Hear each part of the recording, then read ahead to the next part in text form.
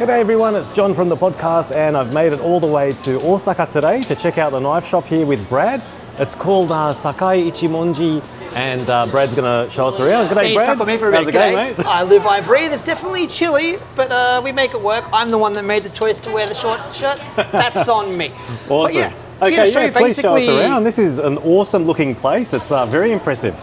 Well, I don't want to show you just like, here's some knives we do, right? Because there's a lot to it. Like there's a large history behind knife making, and that's kind of what I want to show you more, I suppose, for the sake of like more understanding. Like everyone knows a kitchen knife. It's a kitchen knife, yes. Good kitchen knife and a cheap kitchen knife. There's lots of differences. Absolutely. To that. I mean, I've been looking at some of the info on your website and we had a bit of a chat before this video as well. Yeah. And I'm really interested to see the actual products process. themselves So and the process. Most of my job involves like that kind of educational aspect. And while I can't show you how a knife is made here, be a little bit of a fire hazard for us to make them here, I can show you at least like the history and why they started. That's actually why we have a bunch of swords. Amazing. In the front of the store. Let's check it out.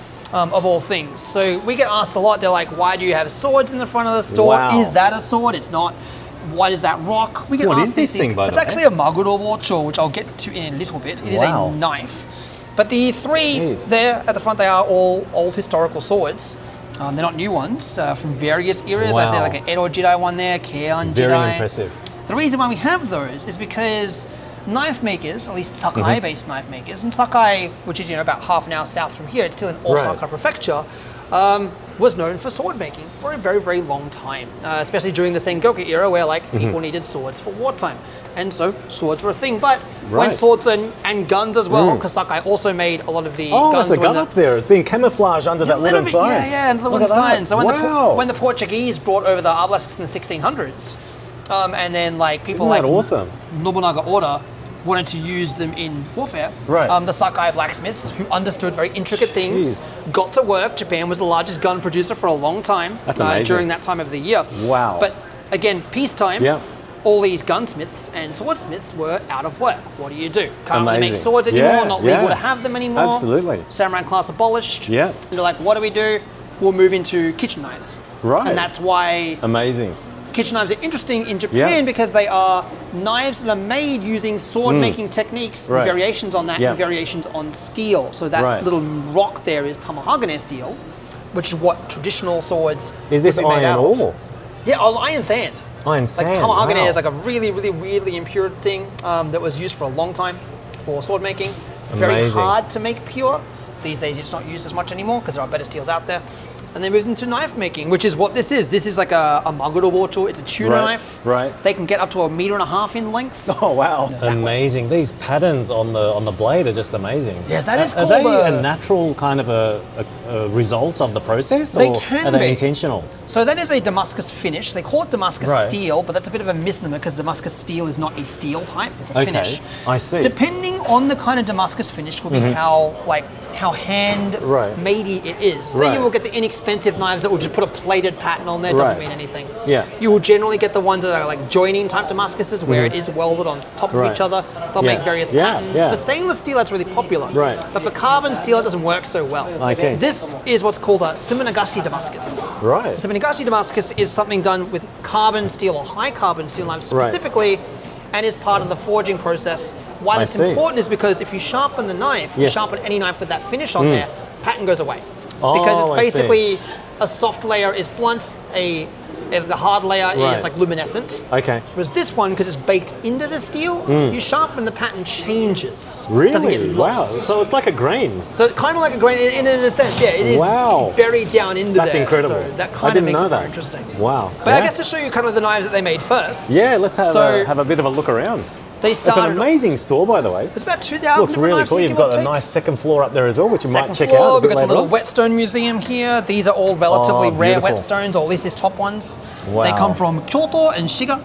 These are Denden Toishi. About $500 odd dollars. Yeah, we got more expensive ones sometimes. So you may have noticed in the front of the store there's 2 whetstones in there. One's not for sale because how rare they are. Wow. The reason being is... What makes them rare? Is it the actual material or the way it's made? Or it's a lot of things. Because these are naturally mined out from certain mountains, like it's hard to do, hard to source quicker, but a lot of these mines shut down a long time ago. Oh, I see. So they are like not quite relics of the past, but definitely hard to get. And especially these ones from Kyoto and Shiga, cost a lot because those mines closed down a while ago. Right. And they're known for also being compatible with sword polishing. Sword polishing is a UNESCO protected art. It requires insanely high grits. Yes.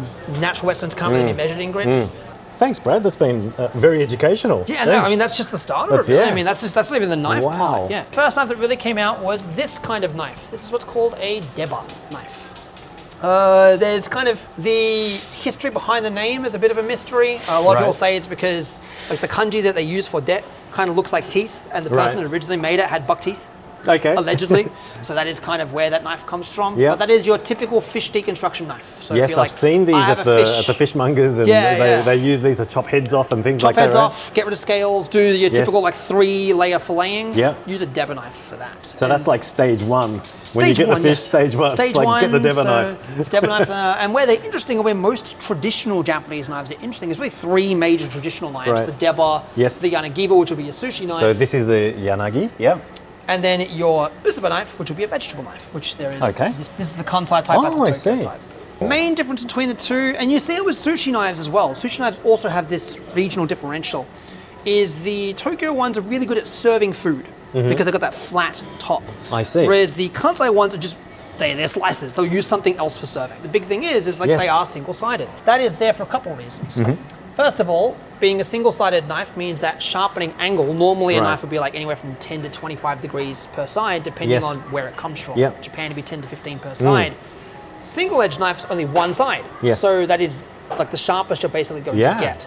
Means that backside as well with the kind of concaving, means when you're slicing, it's not disrupting the food that much. If you disrupt the food too much when you're cutting, so if you're using like a blunt knife, like, I gotta get through there, the cell material breaks down, the fibers break down. You're kind of crushing? You're crushing it, that's exactly it. Single-sided knives are designed to not interrupt texture as much as possible. I'm loving this. By the way, just looking around, I'm noticing that there are a ton of knives here. It's about 2,000. Do you have any? Kinds. Yeah, I was about to ask. Do you have any stats on how many you have? Like about 2,000. Asking our president, they say our range has been over 2,000 different kinds. That's incredible. We do make a lot of knives that are less commonly seen these days. Yes. Like for example, debas aren't just debas. There are many kinds of deba knife. Oh, I see. There's one, for example, it's called a fugu deba, which I don't know if I have here. I'd have to look for it. For the blowfish. For the blowfish, and they're basically blunt.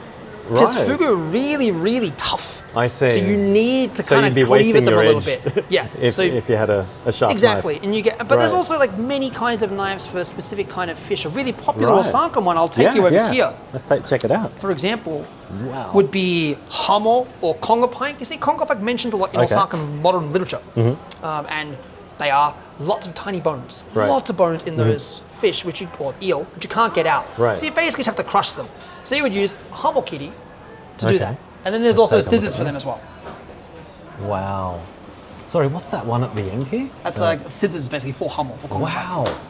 Are these chopsticks? They are, but they're not for cooking, nor are they for eating. They're for serving. Wow. So when like a sushi-san is finished making sashimi to move on to the customer, they'll use these to move from theirs to your plate. That is their sole purpose, is serving chopsticks. I didn't know there were dedicated chopsticks for that. Because I've noticed that when I've gone to a sushi restaurant, they do that. They use these beautiful like steel. Are they steel? They are steel, and like the handles will be like really high-end handles. That's amazing. They might be like purple heartwood or ebony wood.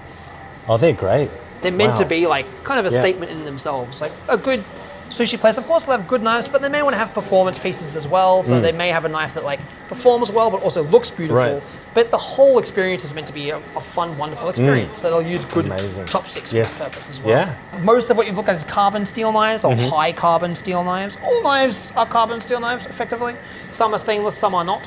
But Japanese ones specialize in forge welded, handmade, Sakai-based kitchenware. Absolutely where beautiful. Like one person will forge the steel, one person will sharpen it, one person will attach the handle or do other finishings. So it's to make a single knife will go through many people's hands. On average, I think it's about 25 to 30 steps to make a knife. That's amazing. Ours are 41. Jeez. To go through the whole procedure from start to finish. We've got a video on our like Japanese YouTube channel. It's like an hour long. Okay. But it shows you like we'll put a link to that. What is done from start to finish. Okay, we'll link that up in the description. Yeah. But awesome. And that's just the forge welded stuff. And then there's like the honyaki stuff, which is over here, which is like masterpiece kind of knives. Beautiful. They're something you wouldn't really want to use unless you knew how to use it. Amazing. Because they are just that hard cutting carbon steel, but the whole knife, which means hard to make, very brittle. They cost quite a bit, but you sharpen them basically never. More unique masterpiece engravings kind of over there at the back. So. Okay, yeah. Shall we check it out? Let's do it, why not? So at the back here, we'll come in a bit because there's people doing stuff right now. Okay, in the meantime, what I might do is I might show you some of the other masterpiece stuff we have. Oh, there's some very decorative knives over here. Yes. So in this one in particular, the handle and the saya, or the sheath, they're antiques. So they are something you cannot easily get. But all the knives in here are what's called mizuhonyaki. So mizuhonyaki is very unique. Most knives are made here with like the core steel or like the jigane steel being a hard cutting steel. And you might see like that like lovely like kind of misty finish on top of like the knives we saw earlier. That top part is just like a forging iron. Which adds impact resistance, adds rust resistance a little bit, drops the price because you don't need the hard steel the whole way through. Makes it less brittle, things like that. A honyaki knife, like the ones in that shelf here or the ones here, is just that hard cutting steel the whole way through. Hence why they are like for experts only. But mizu honyaki is a step up again. That's kind of the pinnacle of Japanese traditional knife making. There's maybe 5 people in the world that can do that. There? It's how it's quenched. So a knife is a lot more than just like, it's made out of this, therefore it's good. It's actually more important how the knife was made, how it was forge welded, how the annealing was done, how the tempering was done, how the quenching was done. The quenching is the big part, because that's like getting the ultra hot knife and then bringing it down to a temperature that like hardens it without snapping it. The masters will do it basically all by eye. They know what they're doing already. But that's amazing, isn't it? Honyaki is really hard to do because it's a whole knife with that hard, easily to break material. And people will do honyaki either with oil, which is a lot easier to do, makes beautiful patterns, or water, mizu honyaki, which makes ultra high performance. Yeah, about maybe 5-6 people in the world can make mizu honyaki. It's very hard That is to incredible. Do, but it is a knife in the right hands with good care would outlast you. These are knives that people would buy to be like, I want a knife to pass through generations, to make a family heirloom. That's what these kinds of knives would be. But there's others too. That's so amazing. It's just such a whole different world, isn't it? It is, it is. When I first started here just under 2 years ago, I didn't know all that much, admittedly. I had a really nice stainless steel santoku knife, but that's kind of all I had. Being here, I've learned a lot more about like the history, the metallurgy, which is a big part of my job, is talking about this kind of stuff. And it's been really, really fun to be a part of. A lot of people ask me, they go like, what knife is best for me? And my answer is almost always, what knife is the most fun to use for you? Cooking needs to be fun. And you know, have a knife that is fun to use, even if it's just because like it looks pretty, it has a nice finish, it's still important. Absolutely. If it's important to you, it's important. If a knife is fun to use, that's what you should use. Or that's what you should make or maintain, because knife making is something that people do. There are definitely tourist programs in like Sakai, but other places in Japan as well. There's so many differences I can go into, like, because I'll get asked, like, why do you have so many? And it's like, well, if each knife has its own purpose. Some people want certain things. Some people want a particular kind of handle with a particular kind of knife shape that maybe is not traditional or maybe a bit hybrid. These knives, like these like kind of black and grey finish knives, are very popular with travelers because they look very authentic and rustic. And that's because it's funny because they're actually like not polished knives. Normally a knife will come out of the forge and it'll look like this. Like obviously black the whole way. They'll polish off this part, but if you polish off all of it, then it turns into this. And then you would like clean that up and polish up all the way, and it'll turn into something like this, which are going to be much thinner, much more precise, things like that. But the funny thing is, a lot of people, a lot of travelers, they like that more rustic finish. That organic feel, right? Organic feel, even though it is technically unfinished, for lack of a better term. But the benefit of that is it means the price is much cheaper. Oh, chopping boards. Most important part of owning a knife, apart from owning the knife itself, is the cutting board. Bad cutting board, your knife will get blunt. If you have a bad cutting board with a really hard knife, like a Japanese knife, your knife will probably just break. Even if you're using it correctly, you know how to use it, if it's the wrong surface, it will break. It's a really important part So what's different about these, or the difference between a good and a bad chopping board? Elasticity is important, for lack of a better term. So all of these here, so this one is ginkgo natural wood, these ones on the bottom are magnolia, no, they are hinoki. So Japanese cypress. And then we've got rubber at the end there. That small little one there's rubber. The idea is with all of these boards, as you cut into them, they have a little bit of give. So the knife can enter the board a little bit. Not too much that it gets stuck in there, because that's just you can chip the knife, bring it out. But a little bit, so the knife doesn't blunt, because it gives way a little bit. If you were to use something that's like ultra dense, like a really hard wood, or God forbid like a thin plastic or like a marble or glass, it's just going to shatter a knife that is as hard as a Japanese steel knife is. Something that's softer, something that's made from like Germany or something that's designed to be heavy duty. Yes. Probably not so much of a problem. I wouldn't do it anyway because they blunt quickly, but you can. Right. With Japanese knives, especially like those honyaki ones, absolutely can't. The knife will just break unless you're like ultra delicate, and even then it would blunt quickly. I see. So a lot of people will be like, I want to buy this really high-end knife. I'll just tell them, like, take like 4,000 yens, like $40 Australian, out of that budget, which is not much for like if you're going to spend a high-end knife. It's an investment. And put it in a board, even a cheap, good quality board, and your knife will just last twice as long. Yeah. And they're like, oh, okay. And it's like a big part of it is, you have to sharpen your knife less frequently. And you get to use it. Fair enough, yes. For a longer time, because each time you sharpen it, you're wearing away. And these things, obviously, the boards themselves last a very long time as well, don't they? They do. And the higher end boards you can resurface. Something that's like a natural wood, like this one here, or this one here, which is just like one chunk of wood out of the tree. Yes. This makes them more expensive because you have to grow a tree big enough to do that with, right? But they can be just sanded. And with a knife, a good knife, as long as there is steel remaining, it functions as a knife. Cutting board, same concept. It's just gorgeous, isn't it? Ginkgo is beautiful. It ages over time. It's very lovely looking. It's got a lot of natural oil in the wood as well. So certain woods, like ginkgo, are kind of self-healing. So if you like cut and there's a bit of a scratch in there, you get it full of water, the water will kind of absorb into the board and it will close the scratch away. Okay. Not fully, yes, but they are self-healing. But again, you can sand them down and you just keep sanding them. You could sand that, like a bajillion times. As long as there's wood there, it will function as a cutting board. Do they need to be finished with an oil or something after sanding? Some do, some don't. Depends on the board. This one here, heap of natural oil in there, need less of it. I see. That one down there, less natural oil in it. You probably want to put some oil on there to clean it. And oiling is a big part of knife care in general because the big thing with Japanese knives is they rust if you don't look after them. Oh, I see. That's a huge thing. And even like something like this, for example, that is like a stainless steel knife, just any old stainless steel knife. Yes. They're high quality and they have chromium in them, which kind of oxidizes the outer layer and prevents rust from occurring. If you scratch it, if you drop it, it'll rust quickly. If you leave it in a sink overnight, you could do that with like a basic knife. With a high-end knife, even a stainless steel one, it will rust. It's not rust-proof. It is rust-resistant, but Japanese knives are basically less rust-resistant than pretty much everything else on the market because of how much more carbon they have in them. And how few other contaminants or impurities they have in them. So it's something you do have to keep an eye on. That's why you might see for a sushi chef, they'll slice and then they'll dry. And they're always wiping, aren't they? They have to. Because with a carbon steel knife, like a white steel that has no rust resistance at all, it takes about 60 seconds before rust starts. Because if you leave moisture on there and once it starts, that's it. It's very you can hard, fix it. You can like erase it and get rid of it. But if you leave it, it will pit into the knife and corrode from the inside. It's very bad. Can't stop that. That's sad, So you do need to keep them like clean, washed. Drying is more important than anything else. If it's dirty, that's not good. But if it's wet, it's even worse. It can start piercing into the iron. That's when you start getting rust issues. Because it just starts from a microscopic level, doesn't it? And it you often can't see it a lot of the time. And that's why occasionally people will buy like a high-end Japanese knife and they're like, I'm storing it on my stainless steel rack at home. Why is it rusting? And I'm like, well, your stainless steel rack at home, it's got way more chromium in it. But there's microscopic rust in there that you can't see, and rust jumps. Yeah, it transfers. It just jumps to your knife, and it's cooked it. So you've got to be a little bit What a waste, careful. It depends on the knife. Like there's a lot of, and like with us, but also other places too.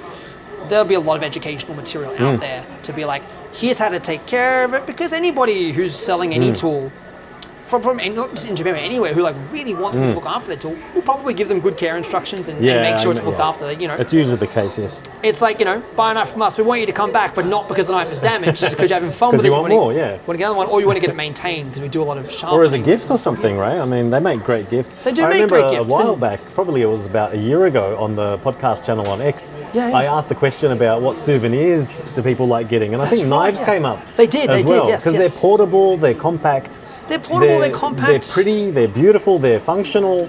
They're a gift that you can use, right? So these are our like really like masterpiecey kind of stuff because of the way they are engraved. They've got beautiful patterns engraved into these, and it's all done by hand as well.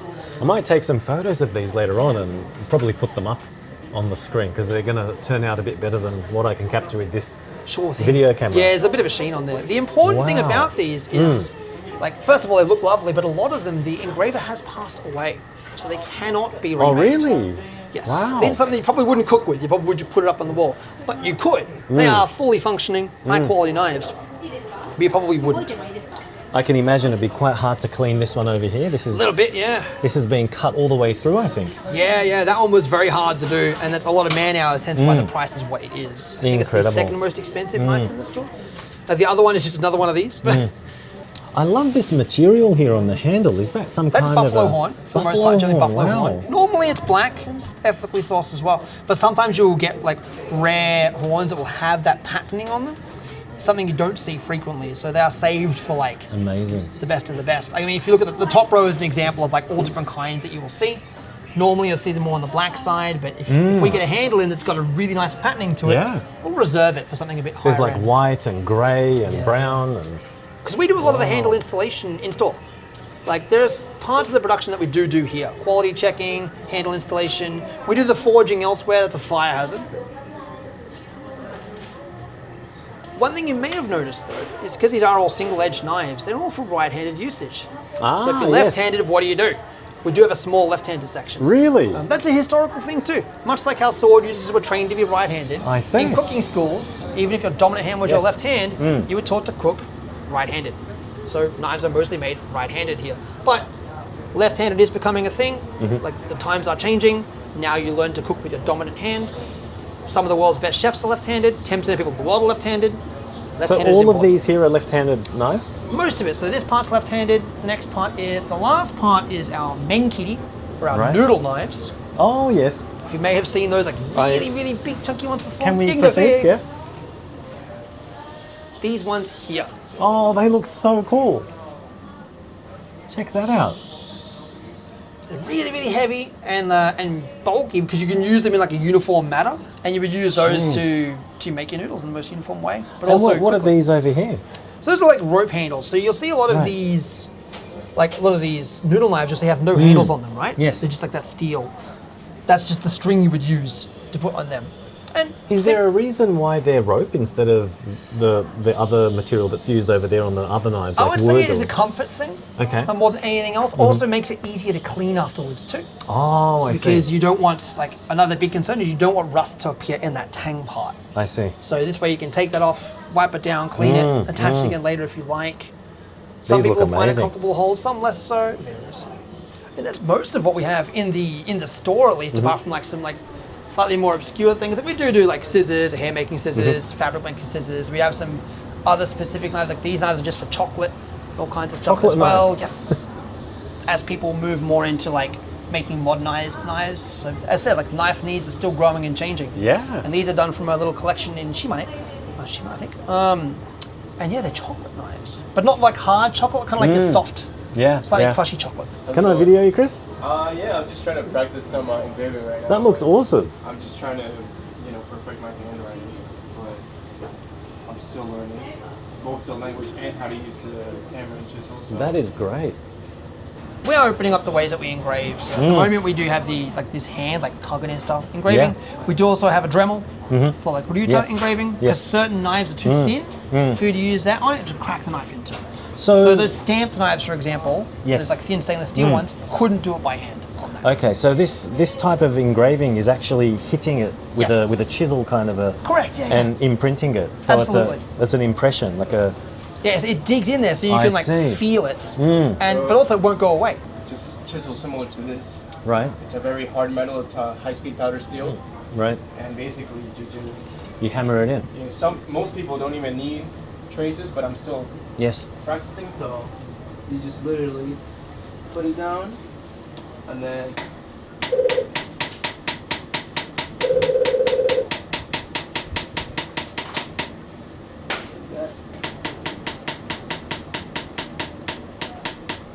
Depending on how angled you have the chisel, it's how forward it moves per each hit, and also how hard you hit it, it's how thick the lines are. I see. So, in order to make it look like calligraphy, you want to hit it really hard at the beginning, so the line starts out thick, but then you soften it up as you go, so it gets thinner and thinner, so it looks kind of like brush strokes. I see. I'm still trying to practice. It's super difficult. It sounds very difficult, but yeah.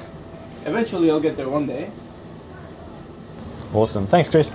Yeah, no worries. We also do classes for that too sometimes. So Oh, really? We will teach people when we go to like expos and exhibitions. We'll teach people how to engrave, teach them how to install a handle, teach them how to sharpen, all that kind of stuff. We have lots of different like lessons that we can do. Right. And depending on you know where we're doing it, whether it's free or not. But some people will be like, I want to choose this steel with this handle. I'm like, cool, we'll show you how to engrave onto the steel and then we'll show you how to install the handle. So while you didn't make the knife part, you did kind of the rest. Right. So it's something you can do in like an hour and then you just have something. We do actually occasionally do full knife making experiences here as well. For example, we have like paper knife making. Right. So it'll be a little knife, just a little opener knife. Yes. But you start off with a billet of copper and you make the whole thing yourself. Wow. Takes a couple of hours, but then you can be like, I made a knife, that's it. This is an amazing experience. I mean, I hadn't been to Osaka in a few years, and I mean, I was actually asking people on X this morning, because I've got a bit of spare time tomorrow. Right. What can I do in Osaka while I'm there?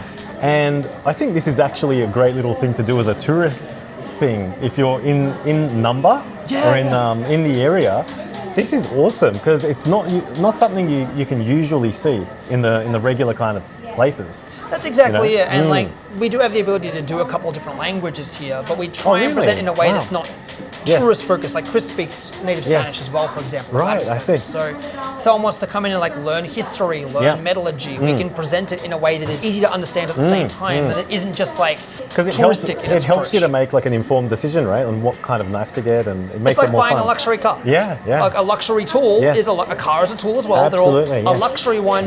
You should learn as much as you can, hold it, try it where possible, and take your time making a decision. Because that's important. If you take your time and then you get the one you want, you're gonna use it more. It's gonna last you longer. You're gonna care for it for longer. Whereas if you just buy one off the shelf, you may treat it just as good. Maybe you're really particular with your tools. In which case, awesome, that's great. But maybe you won't. Kind of thing, right? No, the buying experience is underrated in many industries. It very much is. Because I've worked in sales for such a long time in Australia. Here I work PR and education, but I do some sales work as well. It's all really important. Excellent. Okay, well, thanks very much for that, Brad. We'll take a little break, and I think I need to charge my camera. Okay, fair enough. G'day everyone, we're now on the second floor of the shop, and Brad's going to explain to us what the function of this space is over here. Please, Brad. Sure thing. So this store has been around for a long time. It's been around since 1953. It was originally a little 50-meter square space, and now it's the big 8-story building we have here now. The second floor rather, for a long time was a sales floor, much like our first floor is. But most of our sales were on the ground floor, and we wanted to change this area and do something with it, especially as the third generation president took the business over. A lot of the questions that he asked himself and then asked me when I joined about 2 years ago was, what do we do with this space that we have? And it's a beautiful, big space as well. Thank you. Not just to make sales. Of course, any business needs to make money to stay afloat, but we think we had an opportunity here, especially as we are in like a famous kitchenware, like Shotengai or shopping street. There's really only two of those in Japan. There's Kapabashi in the west and Doguyasuji in the east. That's the phrase you hear as well. We're in a unique position where we have the ability not just to sell knives, make knives, but also educate people about knives, about cooking, and about cuisine, and about tool culture. What do we do with that? And that's where this second floor, which is called Ichitoi, came to pass. And the objective of this floor is to teach people from a variety of ways, not just adults but kids too. So we have multiple events on just to unfortunately force some timeliness into this. So families can come here as well? Yes, so we have an event coming up that families can come to, and kids can learn how to like work with like knives in a safe, controlled environment. Very important.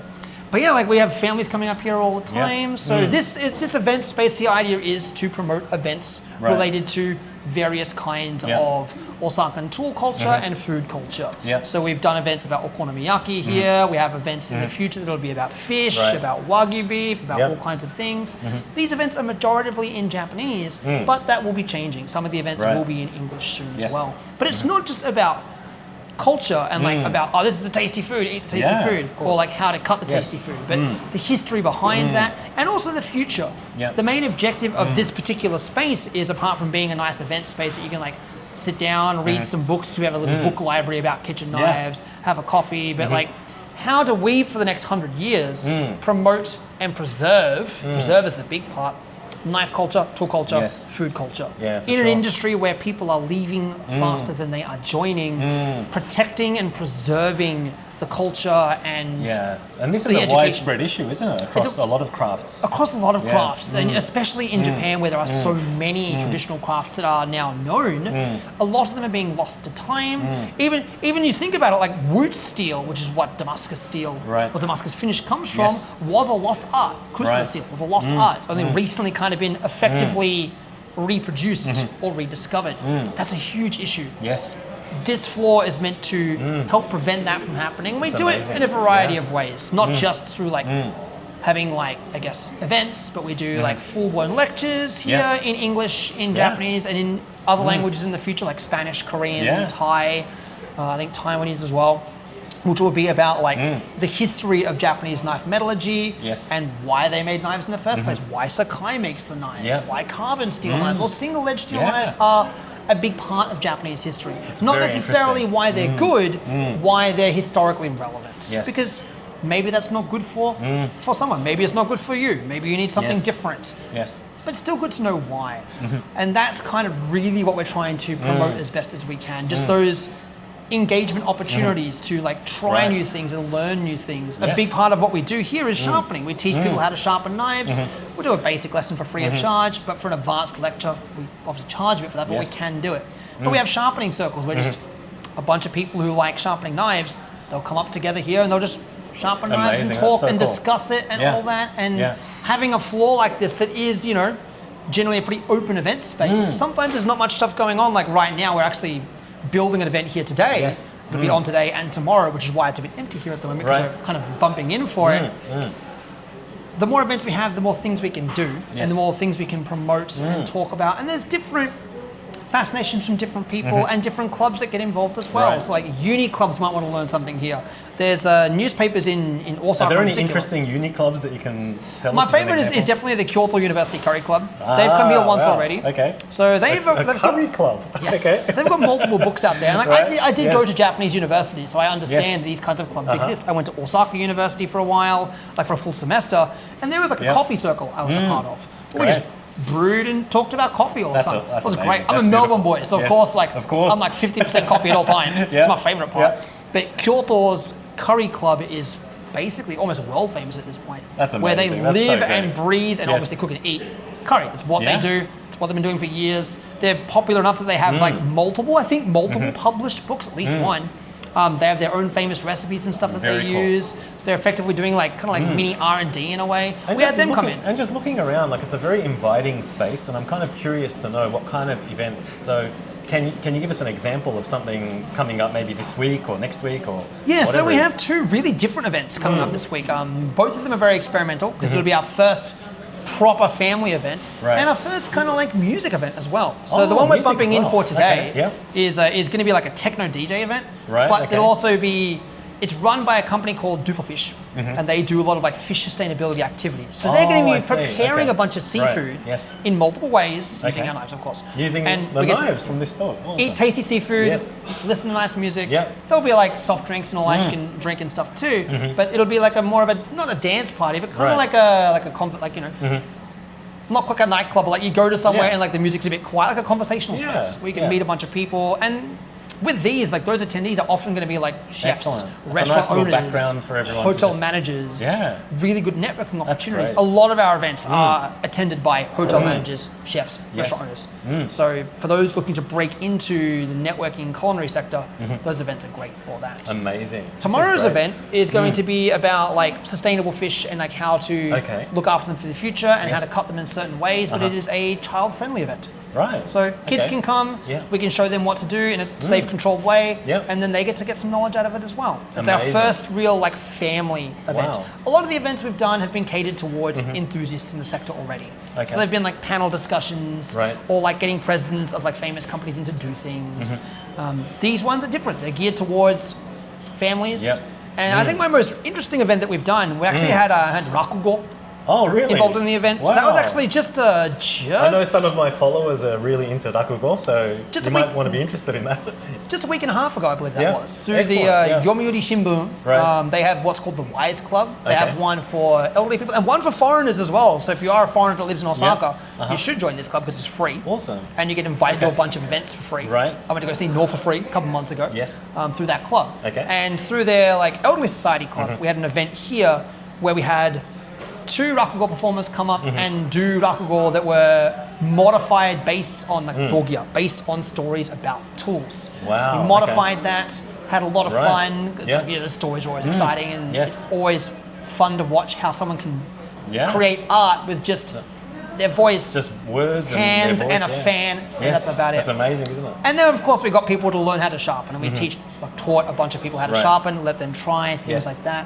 So that was a very unique event because it was a storytelling event. Yes. And when you realize when you have an event space and you want to educate about something, you have to do more than just lectures. Yes, you I have to think so. get multiple different communities involved in all kinds of interesting ways. So from techno parties to rakugo to family events to high-end culinary demonstrations, we're kind of trying to do the whole It has lot to be here. interesting, yes. And it's all in the name of how do we promote and protect Japanese food culture. Yes, it's UNESCO listed, but that's not really enough. We need to protect more than that. And UNESCO listed is such a wide sphere. It's an important sphere, but a lot gets lost under that It sphere. does, yes. The small stuff. Yeah. People don't talk about kushikatsu all that much, even though it's a key Osakan dish. Yes. Everyone talks about takoyaki all the time, Yeah. but like, Yeah. what about akashiyaki? There's a It's lot of pretty stuff close out by. there, yes. It's just in soup. Exactly, It's yes. different, and Yes. people don't talk about these things. And if we don't talk about things, we lose them. It takes 2 generations to forget about something, 4 to forget Yeah. about it completely. Yes. You got to prevent that wherever you can. Yeah. Okay, I have a question for you, by the way, because this is kind of my fault, actually. I'm going to take probably a week or 2 before this gets up on YouTube. So the events we just talked about are probably going to have already passed. So, yeah. So, I mean, unless you know, you get this video out the next like 20 minutes. Yeah, maybe I'll put out a little, thing on X to let people know tonight, actually, just in case. But just so that people can keep in touch with you or keep their finger on the pulse. Yeah. How can they find out about these events in advance? Do you have like a website or something that I can put out in the links in the description? We do, yes. So Okay. with our events, because they are predominantly in Japanese only at this time, it's just our Japanese website that shows those things, which is because we have a Japanese website and then a global website. So there's like social media as well, and there is social things media like on the that. Japanese side, yes, Right, and I so occasionally I'll put those promote links them down too. below, so you guys can sort of keep track of what's going on. Like Brad said, it's a great way to keep in touch with Japanese culture and the history of Japan and all those sorts of things. And it's, as you said, very important to keep it going. These are things that we appreciate. There's no reason why the future generations shouldn't be able to appreciate them as well. Yeah. Exactly, and that's I think an important part of more what I do here. So I've been talking about these events and stuff. That's what mostly the Japanese domestic team do. My job will be, and using this space because I've got lots of beautiful places to film from right now, making videos, talking about like the history of why did Japanese people start using a chef's knife? Why do they get a gyuto knife, which is a chef's knife, over a santoku knife, which is technically also a chef's knife, but not really. Those kinds of things, and also like how to sharpen. We've got videos about that already. Yeah, but I'll like, be putting links to that actually, because that's a really like a very important topic if you own a knife. it is like how to sharpen it, but like making a video of like how to do that, teach someone in a minute. We'll be doing more of those kinds of like videos. Of course, we have lots of educational blogs about like steel compositions, about certain kinds of knives, but I want to change them into a more accessible format. Reading is important, but again, much like how we do many different events here, we have to educate using multiple different mediums. So SNS, of course, is a medium. Blogs is a medium. Video is a very popular medium, case in point. But so is audio. Podcasting is also a really important medium. Absolutely. Podcasting allows you to do those deep dives.